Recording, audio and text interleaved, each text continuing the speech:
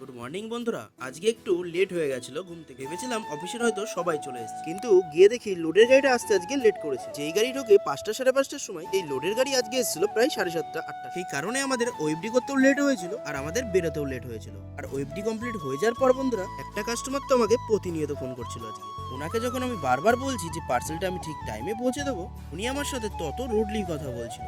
এবং যখন আমি কাস্টমারের কাছে গিয়ে পৌঁছাই, এবং তখন আমি তার কারণটা জানার চেষ্টা করি যে আমার সাথে এরকম রুডলি কথা কেন বলছিলেন।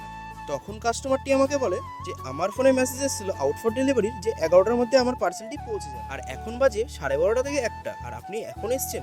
তখন কাস্টমারটিকে আমি বলি যে দেখুন, আমাদের যে লোডের গাড়ি সেটা আসতে আজকে লেট হয়েছিল, সেই কারণেই আমার লেট হয়েছে। আর যে আউট ফর ডেলিভারির মেসেজের কথা বলছেন, সেটার দিন 11টা নয়, রাত 11টা ছিল। আর সেটা হয়তো আপনি দেখতে ভুল করেছেন। আর এটা বলার পর কাস্টমার নিজের ভুলটা অবশেষে বুঝতেই পারে। বন্ধুরা, আমার ভিডিও যদি আপনাদের ভালো লাগে থাকে, ভিডিওটিকে লাইক, চ্যানেলটিকে সাবস্ক্রাইব করতে ভুলবেন না।